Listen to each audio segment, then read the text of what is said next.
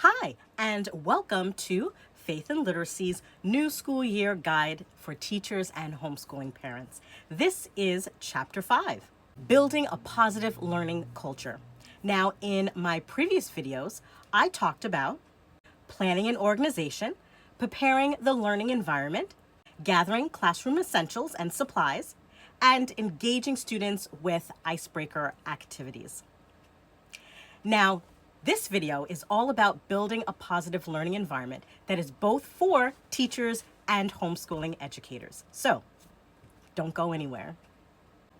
When building a positive learning environment, there are two main things that you want to accomplish. The first is establishing rules and expectations. Clear rules and expectations help to create a respectful and productive learning environment. Here are 4 tips that you can do as both parents and teachers to help cultivate a positive learning culture by establishing rules and expectations early on. Number 1, setting the rules. There are some rules that are non-negotiable. You want to make sure that you lay out those rules to your children as well as your students at the beginning of the year.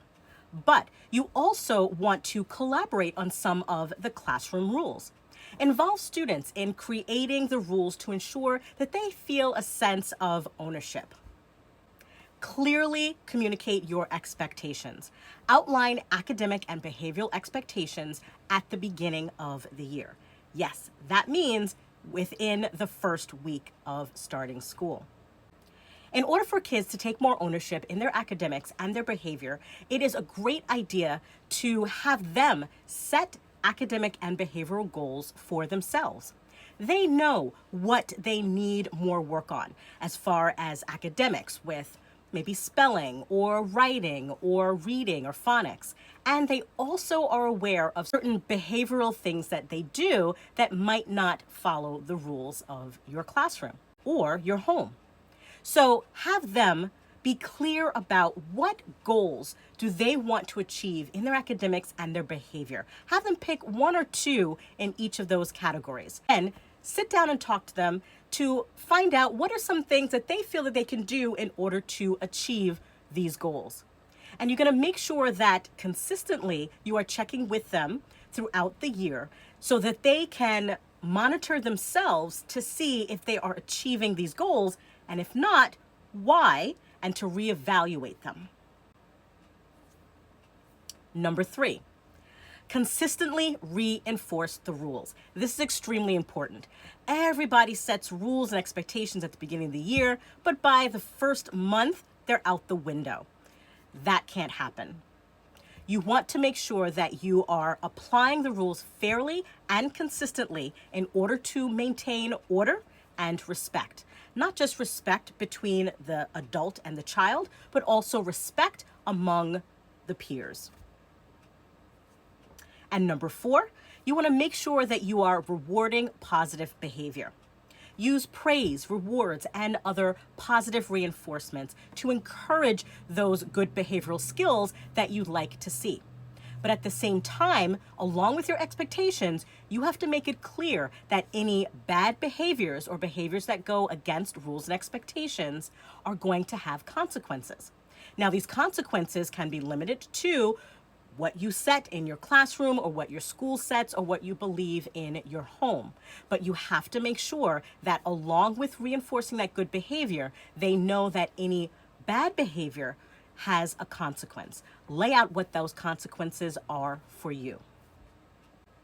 The second big thing in creating a positive culture in the classroom and at home is fostering a growth mindset. Now, encouraging a growth mindset helps students develop resilience and a love for learning. So here are 4 tips in order to foster that growth mindset at home and in the classroom.